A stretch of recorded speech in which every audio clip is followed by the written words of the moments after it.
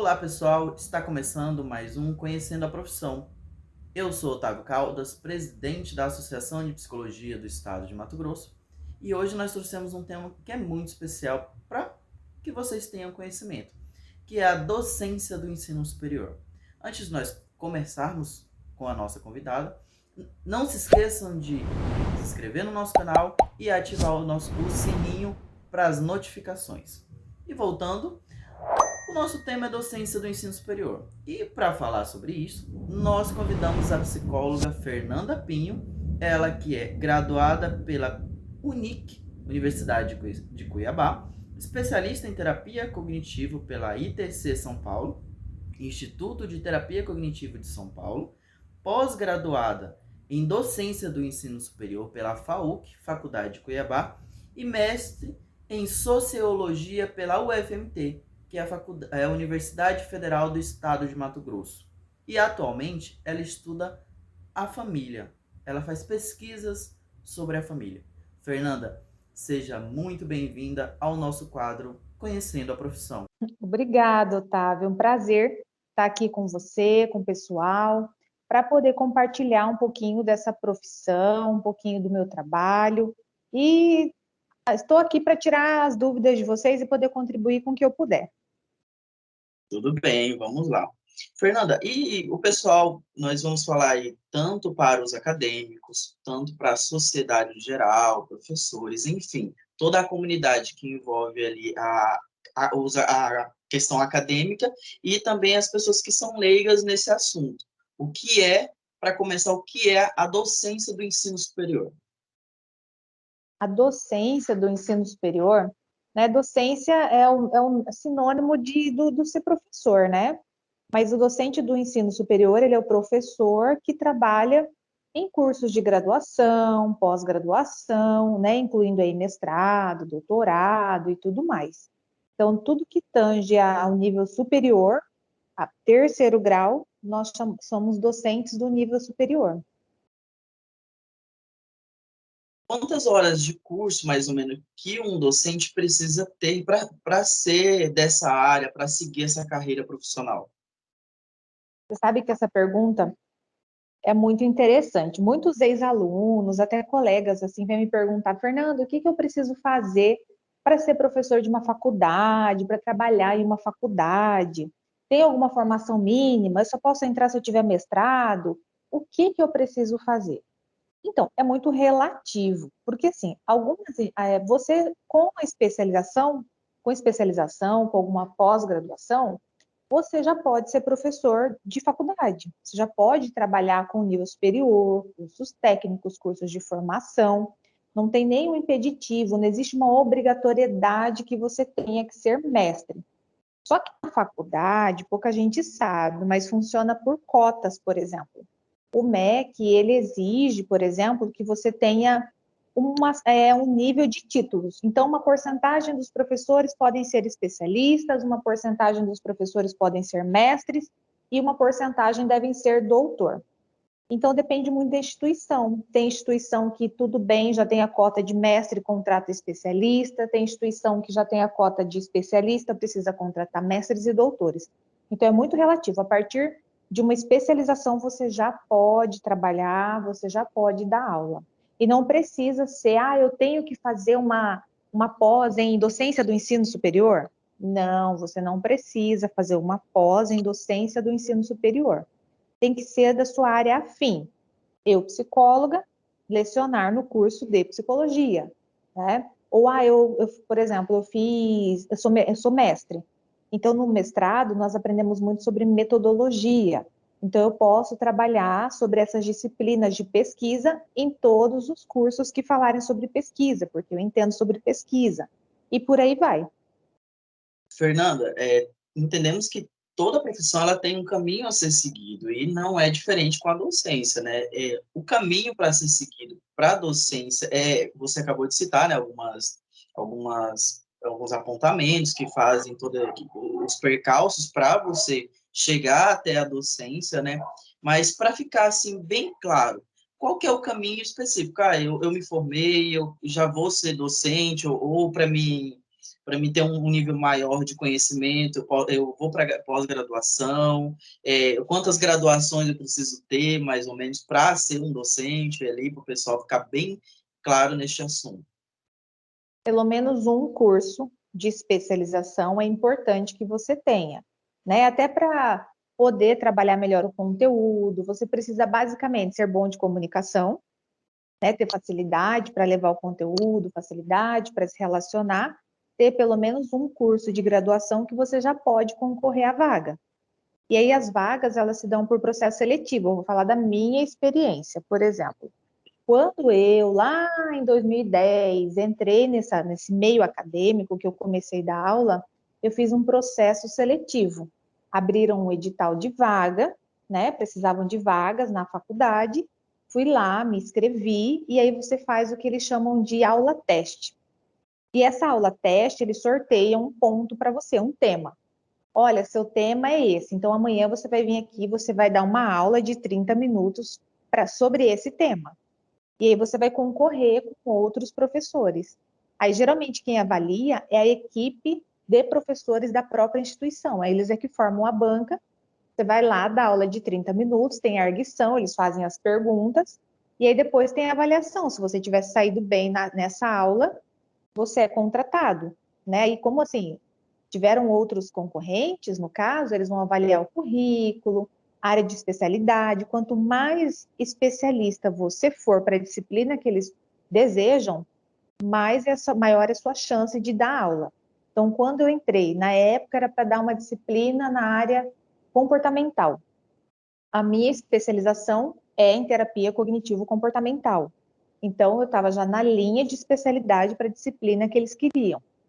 Aí depois precisavam também de um professor para dar aula de psicologia do trânsito. Eu tenho a formação em psicologia do trânsito. Então, tudo isso faz com que você tenha maior chance de ser aprovado para trabalhar naquela instituição, para dar aulas naquelas disciplinas afins. Assim Fernanda, funciona. vocês têm umas especializações, né? E seria a Ah, minha outra pergunta já na sequência. O que é uma especialização? Para que fique bem claro aí para o pessoal. o que é uma especialização? O que é uma pós-graduação? Professora, qual que é a diferença de especialização e pós-graduação? Eu sou especialista ou eu sou pós-graduado?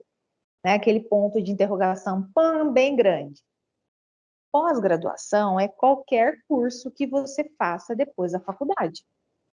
Formação, qualquer curso que você faça depois da faculdade, você está fazendo uma pós-graduação. Especialização é sinônimo a pós-graduação. A diferença é que é um curso de mais horas, né, de pelo menos 300, acho que hoje é 330, 360, uma coisa assim. Só que é um curso de mais horas, que você vai estudar um conteúdo afim. Então, cursos de especialização, quando você está fazendo, você é pós-graduando. Quando você termina aquele curso, aquele tema, você terminou, você é especialista. Tá? Então, assim, não tem um curso de especialização. Nós falamos sobre curso de especialização para se referir à pós-graduação, que tem maior quantidade de horas. Quem é um especialista? O especialista é alguém que fez um curso de especialização ou pós-graduação, sinônimo, e trabalha naquela área afim, ele trabalha só com aquilo, ele já fez outros cursos de formação naquela área, ele é um especialista. Fernanda, na pergunta anterior, você falou um pouco a respeito de metodologia científica. O que é um artigo científico? Que é quase na mesma linha que é o que você vai entregar no final de qualquer curso, certo? Geralmente nos cursos de pós-graduação, para conclusão de curso, a maioria pede-se que você escreva um artigo.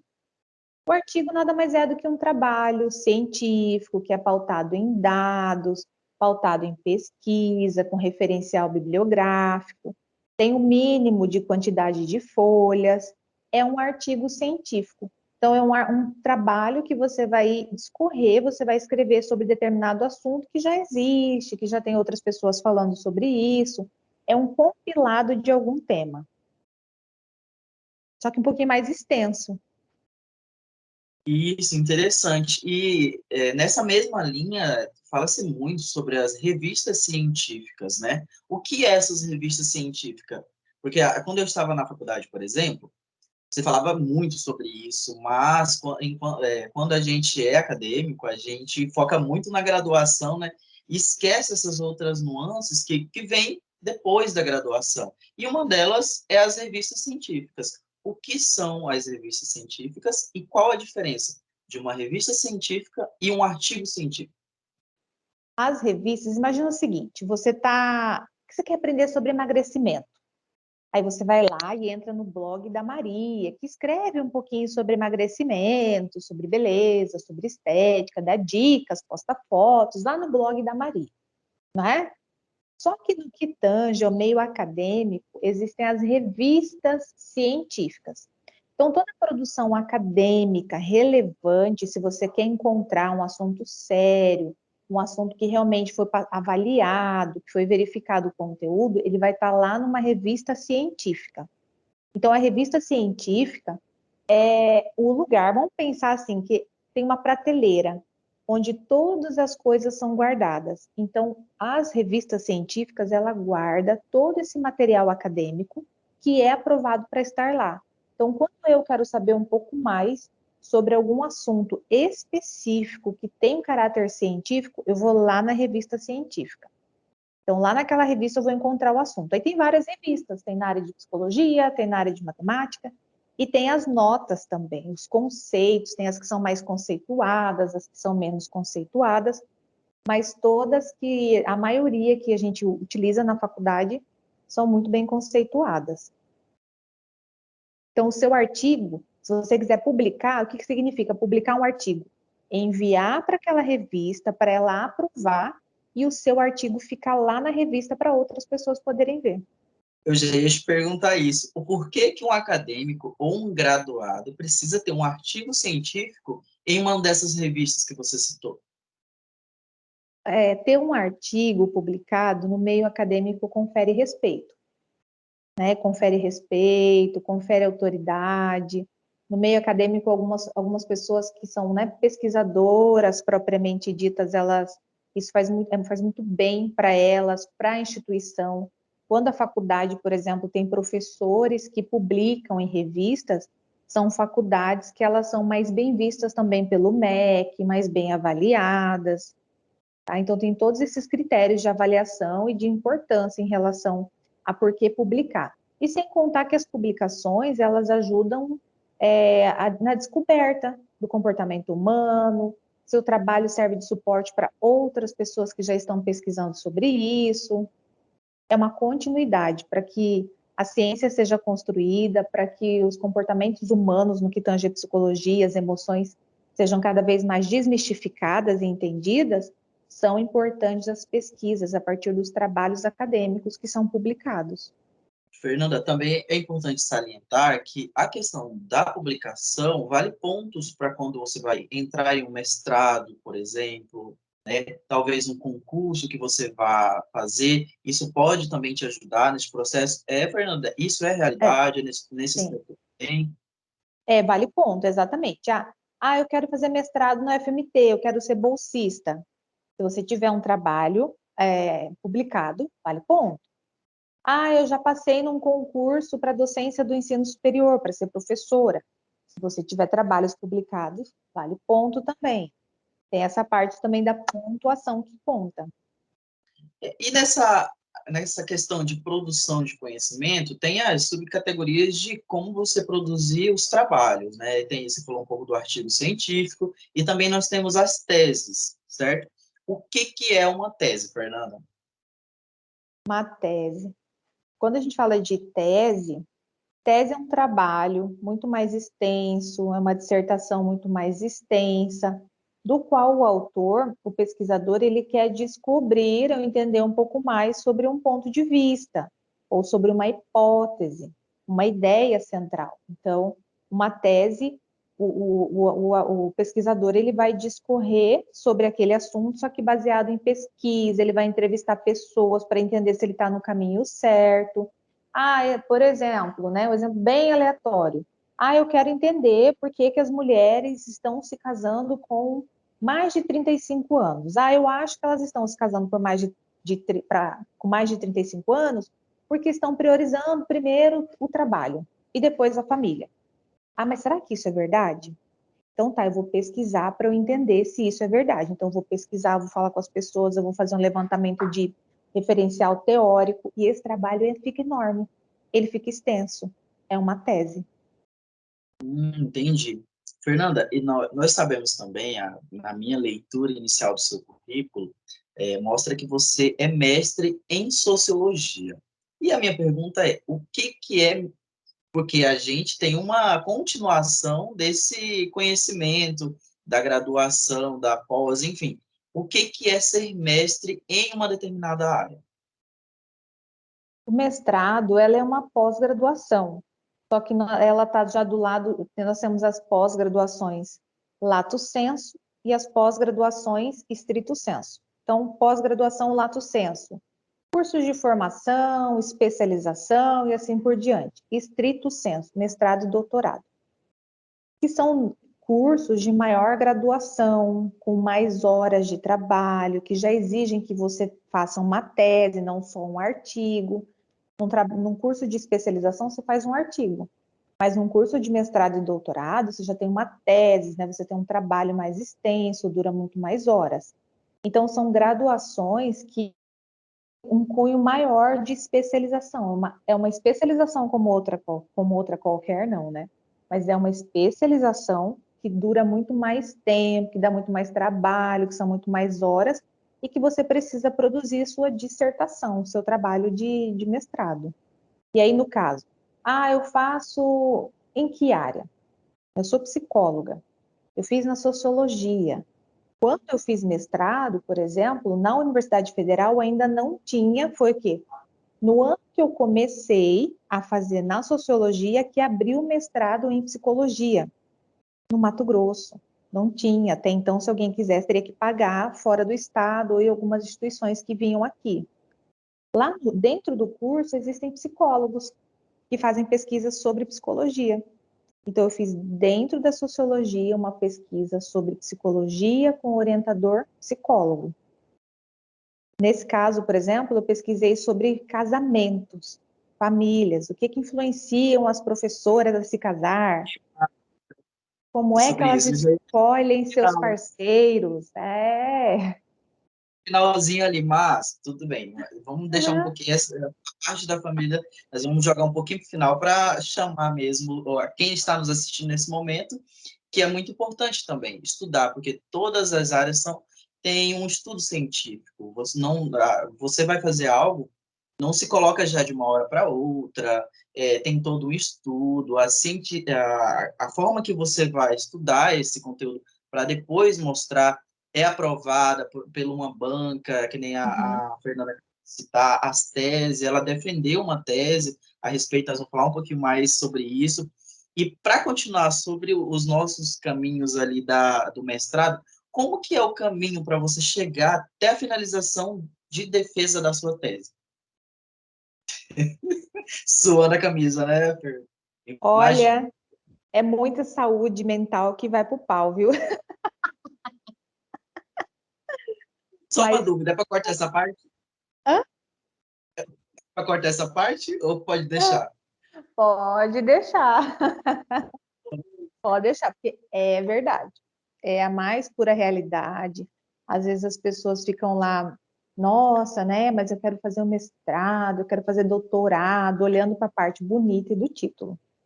Só que é muita renúncia, é saúde mental mesmo que fica abalada, porque a exigência é enorme, desde o processo de seleção. Porque para você entrar no mestrado, você tem a seleção da prova, você tem a prova escrita, aí você tem que ser aprovado no seu projeto, você tem que fazer um projeto de pesquisa, que eles vão avaliar para aprovar ou não, e aqueles que são aprovados no projeto e na prova escrita vão para a última etapa, que é a arguição, que é a entrevista. Então, são 3 etapas, né? Então, se você quer participar desse processo, tem que estudar, fazer a prova, preparar para ter um projeto interessante. Agora, com a pandemia, as coisas melhoraram um pouco, porque não está mais tendo todo você faz a prova, daí você faz o projeto e tudo mais, né? Essas seleções todas. Agora não. Até onde eu fiquei sabendo, até o ano passado, você só remetia o projeto.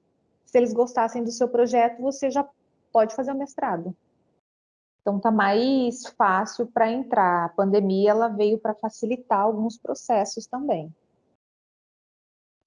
Então, aí entendemos que para você entrar no mestrado, um dos caminhos, inicialmente numa universidade pública ou na privada também, seria o edital de convocação deste mestrado, certo? Ficar de olho no edital, se inscrever para fazer a prova. Pois tem todo um caminho, uma estruturação de passo 1, passo 2, enfim, todo esse processo que as universidades elas têm para que você entre, né? Com a pandemia, aí tá tudo mais tranquilo para esse processo aí de edital, né? Bem facilitado mesmo, viu? Eu falo que quem tinha vontade de entrar durante a pandemia, assim, foi o momento, sabe? Não que eles diminuíram os critérios, mas você não precisava mais passar por toda aquela tensão de fazer uma prova, de estudar vários conteúdos para chegar lá no dia, fazer aquilo. Agora não. Até alguns meses atrás, você só remetia o seu projeto, eles avaliavam o projeto e aí conversavam com você para ver se você tinha interesse, se dava certo, estava mais tranquilo, bem mais tranquilo. Fernanda, e na continuação desse conhecimento, além do mestrado, nós temos o doutorado. O que é o doutorado? Outro curso de pós-graduação, que vem Sim. geralmente depois do mestrado. Não obrigatoriamente você precisa sair da faculdade, fazer mestrado e doutorado. Algumas instituições aceitam você entrar direto para o doutorado, sem ter passado pelo mestrado, tá? Então, é um curso que também, aí, no caso, você vai dar continuidade ao seu trabalho de mestrado. Na maioria do tempo, as pessoas fazem isso. Aprofundam sua pesquisa do seu trabalho de mestrado. Então, o mestrado ele tem duração de 2 anos. O doutorado é um aprofundamento que tem duração de 4 anos. E aí, no doutorado, você também escreve um livro, a sua tese ela acaba sendo transformada em um livro também. E sabemos, Fernanda, que a profissão de docência já tem muitas dificuldades. Me elenca algumas dificuldades que tem essa profissão. Eu trabalhei na docência com a graduação especificamente quase 10 anos. Você está com um aluno, você dá aula, é um negócio maravilhoso, sabe? É muito agradável. Todo lugar tem aluno mais interessado, tem menos interessado, mas realmente muito legal você poder falar de um assunto que você gosta muito, falar de um assunto que te alegra e ver gente interessada. O que precisa melhorar, acho que no Brasil, é o reconhecimento do professor. Porque a remuneração, não pensem só que só o professor da escola de nível fundamental e médio que tem uma remuneração ruim. Não, o professor do nível superior, ele também é mal remunerado no Brasil. Então, uma das coisas que muitos professores acabam ficando um tempo e depois saindo é a questão também da remuneração, é um grande empecilho. Porque o professor, e assim, eu acho que é importante falar isso, porque outras pessoas, acho que se fosse comigo, eu ia adorar saber. Não ia fazer com que eu não desse aula, mas ia, né? E é tão bom quando você entra num lugar que você já sabe mais ou menos como funciona, né? E o que Acho que você acontece. já ia passando ali, né, para essa questão de docência. Exato, mais preparado. O professor, muita gente não sabe, mas nós ganhamos por hora trabalhada, né? Então, você ganha enquanto você está na sala de aula. Para você Sim. preparar material, para você preparar uma aula, para você preparar uma prova, nada disso é remunerado. Então, imagina, se você tem uma turma grande, você tem que elaborar uma prova. Eu tenho uma turma grande, eu tenho que elaborar avaliação mensal, avaliação bimestral, segunda chamada para quem falta e prova final. Só que essas provas não é o que é isso, o que é aquilo, marque X na resposta correta. Com o passar do tempo, os níveis de exigências foram mudando. Então, nós temos que elaborar prova estilo ENAD, que é uma prova extensa, que tem um cabeçalho enorme, né, com várias opções de resposta. Então, nós temos que elaborar uma prova muito maior. Então, eram provas, por exemplo, que você fica 3, 4 horas elaborando uma prova. Então, se eu fico 3 ou 4 horas elaborando uma prova, mas eu tenho a prova mensal, bimestral, segunda chamada e prova final. Então, peraí, então eu tenho que ficar 4, 8, 12, quantas horas para fazer a prova de uma turma? Muitas horas. Ah, tá, mas espera aí, para você ter uma remuneração um pouco melhor, e também o trabalho vai envolvendo a gente acaba pegando várias turmas. Então, imagina se eu tenho 4 turmas, eu tenho 4 vezes o mesmo trabalho. Então, o professor do nível superior, ele é aquela pessoa que ela vai levar trabalho para casa. Então, quando a sua família estiver lá, todo mundo se divertindo, você está lá fazendo prova. Ah, mas espera, você tem que corrigir essas provas, você tem que lançar diário, você tem que registrar conteúdo. Então, esse é um trabalho que é muito desgastante na docência do ensino superior. E não é um trabalho que é remunerado. Durante um tempo, você vai fazendo, você vai trabalhando, só que depois a gente acaba tendo que fazer escolhas, não é? E isso pesa. É claro que depois de um tempo, como diz a história, você começa a trabalhar com o pé nas costas, né? Porque você já sabe todo o conteúdo, você já deu ele mais de uma vez, você já tem o material pronto, mas ainda assim, eu acho que o maior desgaste está nessa produção de conteúdo, porque o aluno só vê a gente chegando lá, né? Chegando lá, bonitinho, com material para dar, mas não sabe quantas horas nós tivemos que trabalhar para produzir aquilo. Olha, e isso, você falando isso, eu não sei se é na nossa profissão, da psicologia, que as pessoas acham que nós não temos vida social. Nós não podemos, por exemplo, sair com os amigos, todo mundo já começa o pré-julgamento. Nossa, você é um psicólogo, nossa. Aí, eu não tenho vida social, eu não tenho uma família, não, as pessoas, você deve ter, tem uma filha, se eu não me recordo, Sim, é isso. tem uma filha. Então, tem que cuidar da sua bebê, todo o contexto familiar ali, que é uma questão pessoal. As pessoas elas não conseguem compreender por falta de conhecimento sobre as áreas. E a nossa, eu acho que tem esse déficit de trazer o conhecimento, mostrar o que é a psicologia. Nós somos seres humanos, erramos também, né? Exatamente, nós somos só pessoas, né? Olha, Fernanda, vale a pena trabalhar com a docência do ensino superior? Gente, tudo que você gosta de fazer, vale a pena. Tudo que te encanta, vale a pena, né? Só que tudo tem um momento, tudo tem um tempo, tudo convém, tem coisas que convém. Hoje eu trabalho especificamente com a docência do ensino superior, mas para pós-graduações.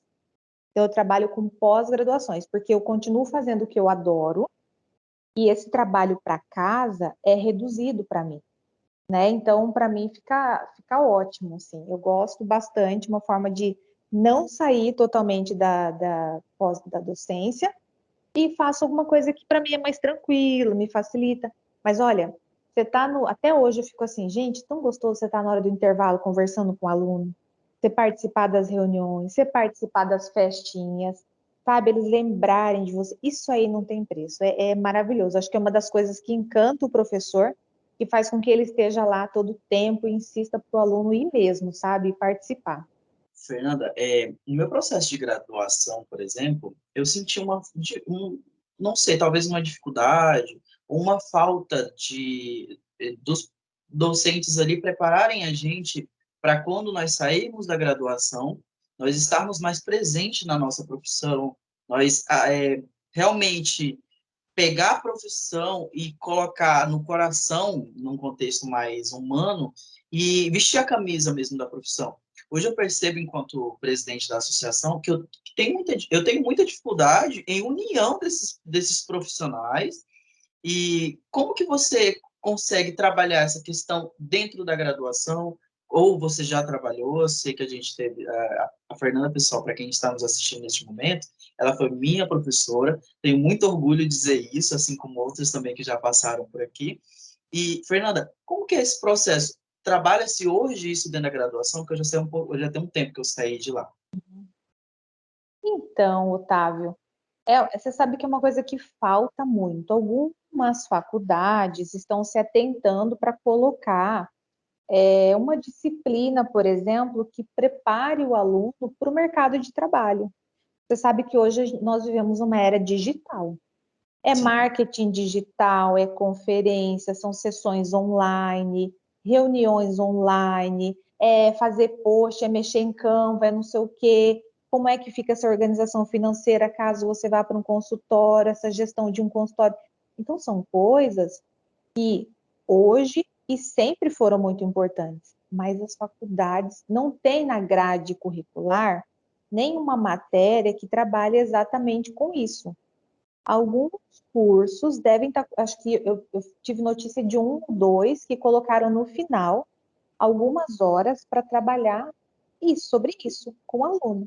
Por exemplo, quando eu me formei em 2006, eu estudei psicologia escutando o seguinte: psicólogo não ganha dinheiro, com psicologia não fica rica, não fica rico, com psicologia você não fica rico, psicólogo não ganha dinheiro, então é uma profissão legal, mas assim, não se iluda, porque você não vai ficar rico com isso, que você vai ganhar um salário mais ou menos, então não precisa iludir. Aí então você fica assim, meu Deus, né? Como assim, meus sonhos? Ainda hoje eu fiz um post no Instagram, adulto trabalha para isso, uma cozinha maravilhosa, né? Eu falei, gente, a minha cozinha dos sonhos, como assim? A psicologia não vai me dar? Né? Mas são coisas que cada um vai aprendendo depois da formação, mas falta muito. Hoje, todas as coisas que eu sei hoje, por exemplo, sobre gestão financeira de consultório, eu não sou muito da área do marketing e tudo mais, porque na minha geração ainda é a geração do boca a boca, mas sobre marketing, o pouco que eu sei hoje, aprendi pesquisando, fazendo fora. Mas os profissionais, eles precisam ser muito melhores preparados para isso na graduação, até para essa resiliência das horas, onde é que ele vai trabalhar, como procurar esse trabalho, como se apresentar. Isso falta demais, Otávio, no nosso meio, especialmente agora para os alunos que estão saindo agora para o mercado de trabalho, para não frustrar. E eu tenho percebido um alto índice dessas divulgações destes profissionais agora. Eu não sei se foi agora no início do ano ou no finalzinho do ano passado, mas eu tenho percebido um alto índice. Eu não sei se é porque nós já da associação já vem trabalhando isso amplamente, já convidando os profissionais, até para que aprendam mesmo este processo de estar diante de uma câmera, a forma de se colocar, porque é diferente você ministrar uma palestra ao vivo para muita gente e está aqui só nós dois, por exemplo. Hoje só está nós dois aqui, num bate-papo, num diálogo bem tranquilo, mas tem gente que não tem essa facilidade. Nós já entrevistamos profissionais, Fernanda, que tem um pouquinho mais de idade e a dificuldade ainda é maior, para você ter uma ideia, não é fácil. Mas nós temos esse prazer de trazer esse aspecto para que você aprenda, porque isso vai te ajudar no futuro. As entrevistas online, hoje é a minha área organizacional, né? Então o pessoal trabalha muito com essa questão de entrevista online, ver o indivíduo, notar essas pequenas nuances para saber para onde que ele vai dentro da empresa. É complicado, mas quem já tem um olhar atento, já trabalha com isso, já sabe como funciona. Não é isso? É isso mesmo. Eu até falo hoje, assim, sobre. Desses dias em conversa com uma amiga, eu falei, amiga, você precisa dar uma ajeitada no seu Instagram. Ela falou, ai, mas eu não faço isso aqui. Eu falei, olha, Instagram é o novo currículo. Você pode não ser atuante, você pode não ficar postando mil coisas, mas dá uma arrumadinha lá, para as pessoas te verem, saberem o que que você faz, com o que que você trabalha. Então, hoje era digital. Ou você se enquadra ou você está fora. Eu vejo muito, até meus colegas, eles, quando eu indico um profissional, a primeira coisa que eles fazem, vai lá no Instagram da pessoa.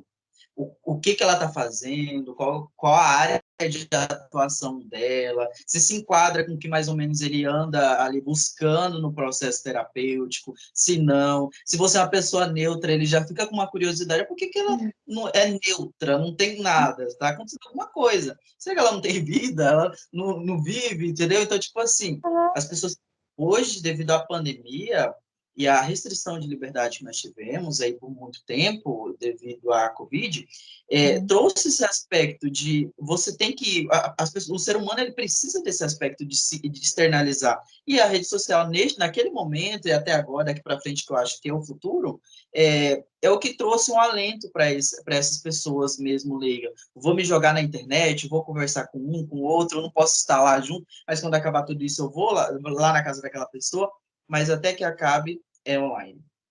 Exato. Que nem aqui eu senti a maior falta. Para a gente fazer a entrevista hoje, o meu tripé, que eu uso para fazer os atendimentos online, tá no consultório. Eu tinha dois, um quebrou.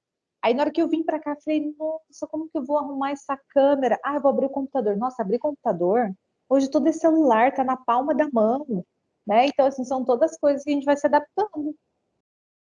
Então, o aluno de hoje, ele está preparado para o futuro e a atuação da psicologia, Fernando? O que você acha dessa pergunta? Ninguém tá. Só que tem um outro lado também. A graduação, ela não dá conta de tudo e ela nunca vai dar conta de tudo. Então, o que vai preparar esse aluno são os cursos extras que ele buscar, é o quanto ele vai ser resiliente para procurar se informar, fazer um curso, estudar sozinho. É isso que vai ajudar a preparar o aluno. Graduação nenhuma vai dar conta porque são 5 anos. São mais ou menos 4.000 horas obrigatórias. Pouco mais de 4.000 horas obrigatórias. Então, não dá para trabalhar os conteúdos que são obrigatórios, mas preparar esse aluno para que ele vá fazer 1.000 coisas. Né? Então, as pós-graduações estão aí justamente para ajudar esse aluno a se preparar, entrar no mercado, se capacitar. É claro que dá para melhorar na graduação? Dá. Mas as pós-graduações estão aí para isso.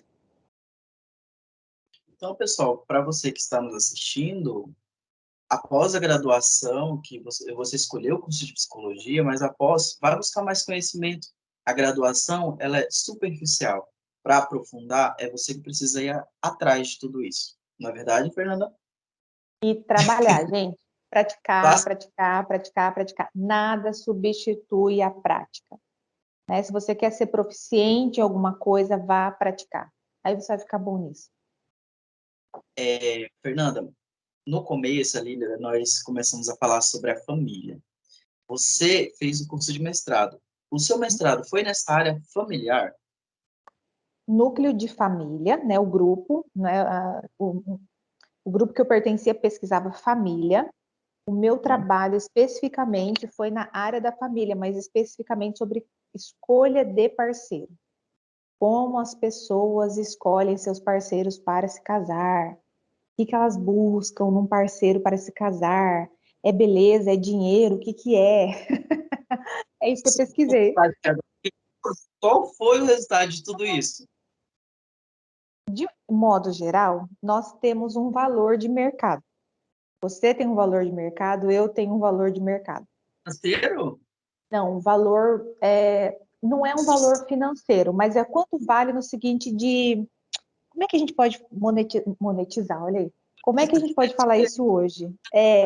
Não, valor de mercado é quanto você é disputado no mercado de casamento. Então, algumas pessoas têm maior valor. Tem um autor americano, Beck, não é o Beck da TCC, outro Beck.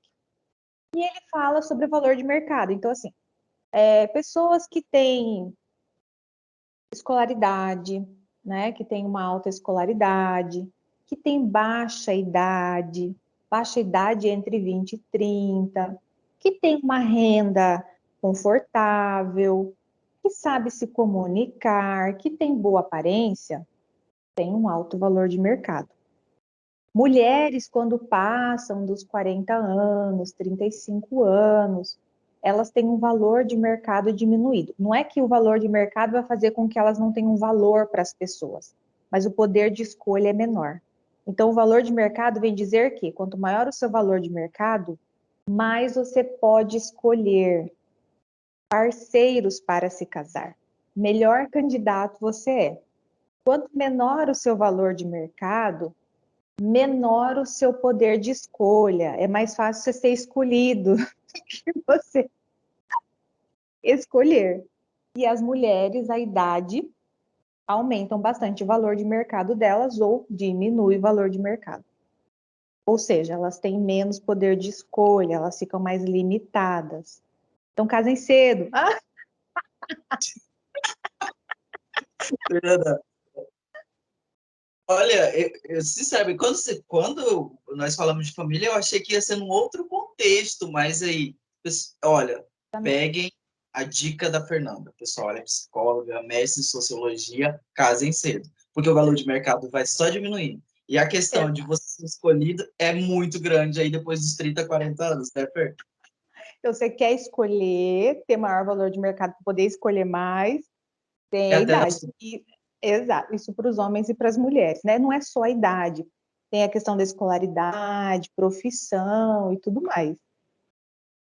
Mas, Fernanda, eu percebo assim, os homens e as mulheres hoje estão se cuidando muito mais do que há muito tempo atrás. Essas questões não contam para esse processo de junção desses pares? Não, a beleza ela não é o único critério para a escolha. Ela é um critério importante, mas ela não é o único critério para a escolha. A profissão que você tem, por exemplo, teoricamente, os médicos, eles têm o maior valor de mercado no processo de escolha. Pode ser feio que for, né? Mas é médico. Pode ser, tem o maior valor de mercado. Professores têm o menor valor de mercado. Então, existe até uma hierarquia de profissões e valor de mercado. Isso tudo segundo a teoria de escolhas do parceiro, segundo vários autores, mas em especial o Beck. Entendi. Fernanda, depois eu preciso que você me diga o nome desse livro, que a gente vai colocar aí. Porque senão vão linchar nós. Vão linchar nós e eu Uhum. estou vendo isso daí. Porque Uhum. eu acreditava que tem toda essa questão de beleza, né? Mas aí é todo um contexto geral que envolve essa união dos pares, né? De Uhum. Veja que nós estamos falando para casamento. casamento. Escolha de parceiro para casamento. Então, são vários os critérios que envolvem a escolha: idade, profissão, renda, classe social. Então, assim, não Entendi. é que só quem tem dinheiro que casa. Não, não é isso. Isso é sobre escolha. Então, são vários os critérios. Eu ficaria horas aqui falando sobre os critérios, sobre as escolhas e tudo mais. Né? Meu mestrado foi sobre isso. Então, assim, o meu foi uma pequena pesquisa, só que foi pautada em pesquisas enormes, em várias outras pesquisas. Entendi. Você chegou, a tese ela trouxe um resultado com base em outros resultados já pré-existentes, né? Na coleta de dados, que eu fiz uma coleta de dados e outros resultados já existentes. Aí fala sobre prestígio.